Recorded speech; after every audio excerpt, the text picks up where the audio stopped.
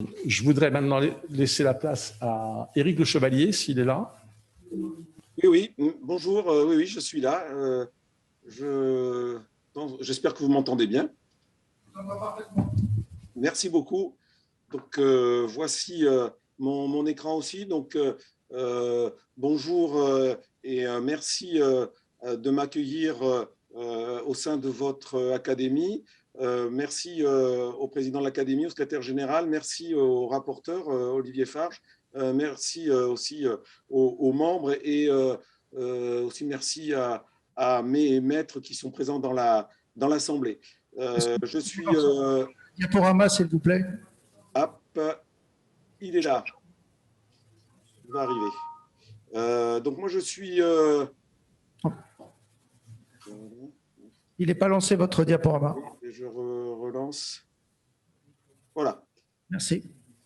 Excusez-moi. Donc moi je suis urologue, chef de service du service d'urologie à l'assistance publique de Marseille. Je suis président du collège d'urologie et secrétaire général de la coordination nationale des collèges, dont le vice-président est Olivier, raison pour laquelle on a travaillé ensemble sur le droit au remords en chirurgie, et on va voir un petit peu l'impact et l'état de la situation actuelle.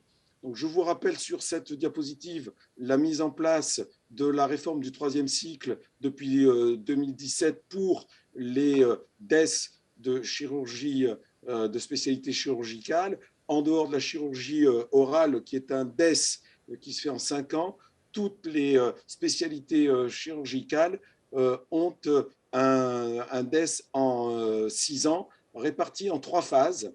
La phase 1 qui correspond à la première année et la phase socle. La deuxième phase est la phase d'approfondissement qui se déroule sur 3 années.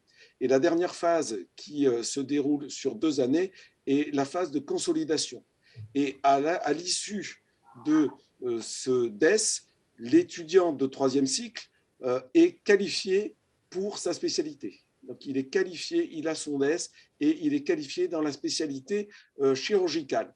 On a vu que depuis 2017, s'est instaurée la filiarisation avec les 44 DES. Il n'y a plus de DESC, il y a 44 DES, dont 13 DES de chirurgie. En corollaire de cette mise en place de la maquette, il y a eu la mise en place de la possibilité pour un étudiant de 3e cycle, on va parler d'interne, d'exercer un droit au remords durant les 2 premières années, c'est-à-dire pendant la phase socle et pendant la première année de la phase d'approfondissement. Le DES, l'interne qui s'est engagé dans un DES de spécialité chirurgicale, peut, pendant ces 2 années, sortir de ce DES et aller vers une autre spécialité médicale ou chirurgicale. Ce sont les internes sortants, mais aussi un DES, un interne d'un autre DES, d'une autre spécialité médicale ou chirurgicale, pendant ces 2 ans, peut aussi intégrer un autre DES si il a été classé lors de l'examen classant.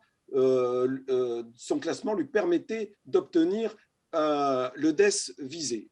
Et ce processus, on va l'appeler pendant la présentation les internes entrants venant d'un autre DES. Alors, depuis la mise en place en 2017 de la réforme du 3e cycle, on n'avait aucune idée de ce qui se passait et de l'intensité du droit au remords exercé par les internes, et en particulier par les internes de chirurgie.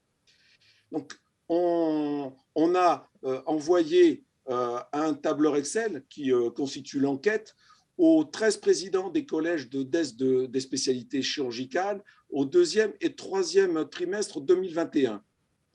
On a retenu les promotions 2017, 2018 et 2019, car comme vous avez vu que le droit au remords peut s'exprimer pendant 2 ans, l'année 2020 n'est pas consolidée. On peut considérer qu'il y a encore des internes de la promotion 2020 qui vont faire un droit au remords. Et donc, on a évalué dans ce tableur Excel, bien sûr qu'on a envoyé aux présidents de collège les subdivisions, les facultés, les DES entrants et sortants, et aussi les DES de réorientation ou d'orientation. Alors, sur ces 13 collèges, 10 présidents ont répondu au questionnaire et je les en remercie vivement puisque c'était quand même un travail assez intense. Il fallait contacter les coordonnateurs des 32 subdivisions et ensuite colliger les droits au remords de ces 3 années. Donc la chirurgie maxillofaciale, la chirurgie orthopédique et traumatologique, la chirurgie pédiatrique, la chirurgie thoracique et cardiovasculaire, la chirurgie vasculaire, la chirurgie viscérale et digestive, la neurochirurgie, l'ophtalmologie, l'ORL et la chirurgie cervico-faciale et l'urologie ont répondu, ce qui totalisait 1838 postes d'internes offerts. 1838 internes sur ces 10 collèges qui ont répondu. Alors voilà le premier résultat. Sur ces 3 années, il y a eu 263 internes qui ont fait valoir un droit au remords, aussi bien sortant que entrant. Et on voit que c'est essentiellement des droits au remords sortants.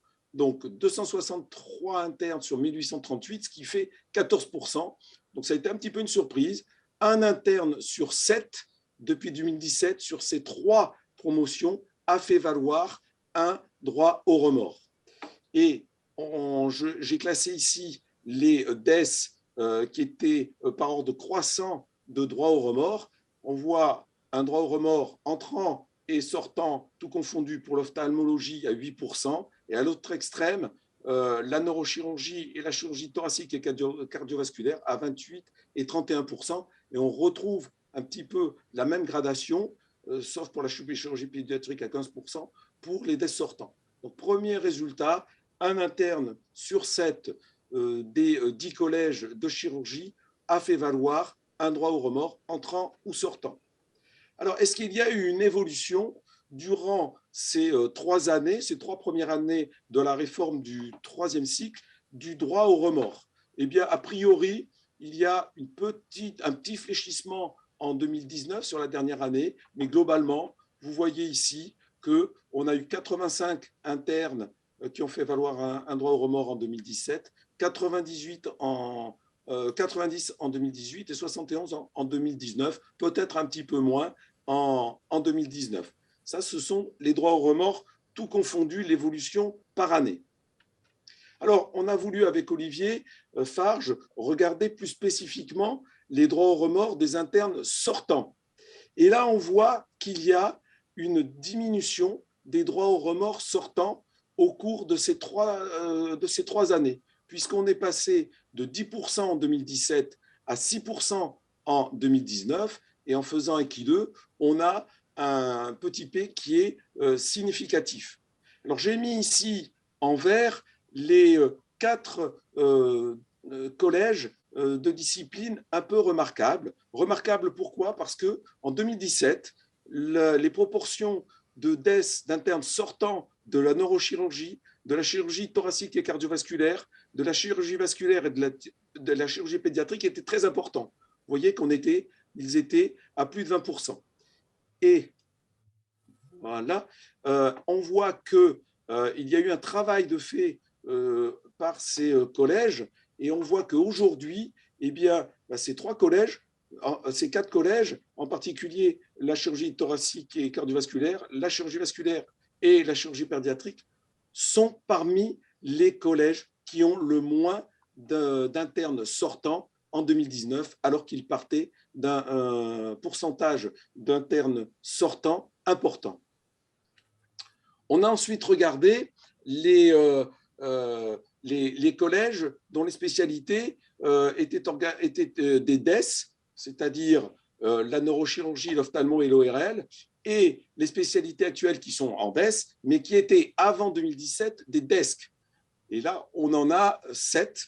Et on a regardé un petit peu si les droits au remords étaient différents dans cette sous-classification ou surclassification. Eh bien, effectivement, il y avait moins de droits au remords tout confondu, et en particulier sortant dans les anciens DES, que pour les anciens DESC qui sont devenus des DESC maintenant. Donc, on était à 5% pour la neurochirurgie, l'ophtalmo et l'ORL, et pour les autres spécialités qui étaient des DESC auparavant, à 12%. Et là encore, c'était significatif. Alors, on a aussi regardé un petit peu, est-ce que les spécialités, les DESC de spécialité médico-chirurgicales comme l'ophtalmologie, l'ORL ou l'urologie avaient un taux de droit au remords entrant ou sortant différent des spécialités chirurgicales pures, orthopédie, CMF, etc. Et bien là encore, on a un petit P qui est significatif pour les DES sortants aux dépens de la chirurgie pure. Les DES des spécialités qui sont purement chirurgicaux avaient, sur ces 3 premières années, un taux d'internes sortants de 12%, alors que les spécialités médico-chirurgicales, les 3, avec des effectifs à peu près équivalents, mais tirés vers le haut par l'ophtalmo, alors que les 3 DES des spécialités médico-chirurgicales avaient un droit au remords sortant de 5%, 12 et 5%. Alors, on a aussi regardé quel pouvait être éventuellement l'impact, puisqu'on a vu que ces droits au remords pouvaient avoir aussi un impact sur l'effectif et le flux, comme l'a montré précédemment Olivier, puisqu'on a plus d'internes sortants que d'internes entrants, eh bien, il y a un déficit d'internes dans les spécialités chirurgicales. On avait 158 internes sur ces 3 années sortants et 105 entrants, ce qui fait 76 internes. Alors, ça peut paraître relativement faible. À l'échelle d'une subdivision et d'une spécialité, ça peut poser problème, puisqu'il y a des subdivisions dont la spécialité n'a qu'un seul interne. Et donc, il peut y avoir des années blanches, une ou plusieurs années blanches dans une subdivision pour un DES de spécialité chirurgicale donnée. Et ça peut avoir un impact ensuite pour la formation et la démographie chirurgicale d'un DES. J'ai mis en vert 2 DES qui sont un petit peu à part, l'ophtalmologie, et vous voyez, il y a le DES qui a un surplus d'internes, de DES, de 22 internes, et la CMF, un interne. Sinon, les 8 autres DES de spécialité chirurgicale sont déficitaires, 76 internes, qui peut poser problème à l'échelon d'une subdivision ou d'un DES. Alors, vous allez me dire, mais ils viennent de quelle spécialité et ils vont vers quelle spécialité, ces internes qui entrent et qui sortent? Alors, on a eu 238 réponses pour lesquelles on pouvait identifier des spécialités vers lesquelles les DES sortaient allaient ou des spécialités d'où venaient les DES entrants. Alors, si on regarde les DES sortants, donc les 152 DES sortants, donc la majorité, eh bien, ils venaient de 31 spécialités. 31 spécialités sur les 44. Et majoritairement, ces DES entrants venaient de spécialités médicales ou transversales, avec en priorité, pour ces internes sortants, bien, vous voyez, il y en avait 24 qui venaient de l'anesthésie-réanimation et 19 qui venaient de la médecine générale. On a regardé les 86 internes entrants, de quelle spécialité venaient-ils? 29 spécialités. Et là encore, ils venaient de spécialités médicales ou transversales, 51%. Alors là, c'était moins caricatural que pour les internes sortants. Les internes entrants, vous voyez, ils venaient de spécialités médicales, anesthésie, réanimation, mais aussi de spécialités chirurgicales. Et sur ce tableau en rouge, donc dans cette première colonne, vous avez les DES sortants, les 152. Sur cette deuxième colonne, vous avez les DES entrants avec les 86. Et je vous ai mis par ordre croissant les spécialités vers lesquelles ils ont été orientés ou les spécialités d'origine. Et en rouge sont les spécialités chirurgicales. Et on retrouve donc la proportion de spécialités, des spécialités chirurgicales ou médicales. Voilà, donc ça, c'est une première évaluation de la R3C des 3 premières années sur les 5 actuelles, un interne sur 5 des DES de spécialité chirurgicale a fait valoir un droit au remords. Ce sont essentiellement les anciens DESC, les DES chirurgicaux purs. 8 des 10 DES de chirurgie sont déficitaires en interne. Plus de 50% des internes viennent ou vont vers des spécialités médicales. Et on a vu que quand même 4 DES, 4 collèges ont travaillé et ont réduit leur taux de droit au remords sortant. Je ne peux pas répondre aux questions que je vous ai listées ici. Est-ce que quelle est la motivation d'un interne de chirurgie ou de médecine de changer et d'aller vers une spécialité chirurgicale? Pourquoi un interne de chirurgie choisit un DES de chirurgie? Quelle est la proportion de droit au remords dans les DES de spécialités médicales ou transversales? Et quels sont les moyens? Est-ce qu'il faut travailler en amont?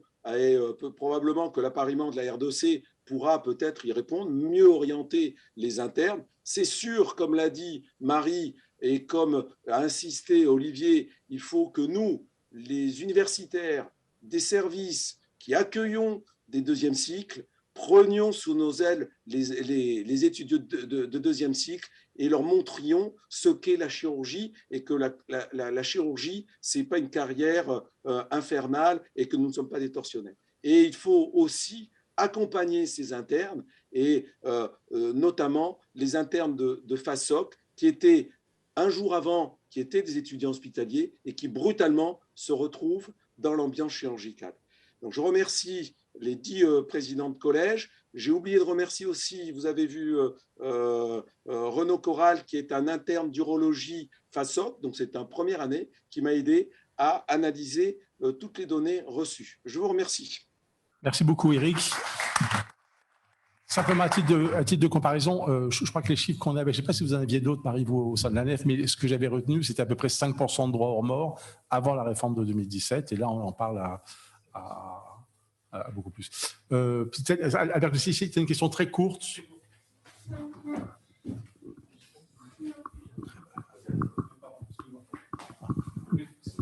En même temps, la dernière intervention, en fait, je revenais sur les tableaux où tu as montré l'augmentation des données dans les groupes de spécialité médicale et un peu tout à fait en bas, l'augmentation bien moindre des groupes de formation chirurgicale. Est-ce qu'en évoquant justement l'aspect médico-chirurgical, c'est-à-dire la place de l'interventionnel, il n'y a pas là une explication sur éventuellement la moindre activité au sein de la chirurgie stricto sensu, et est-ce qu'il n'y a pas une disparition, effectivement une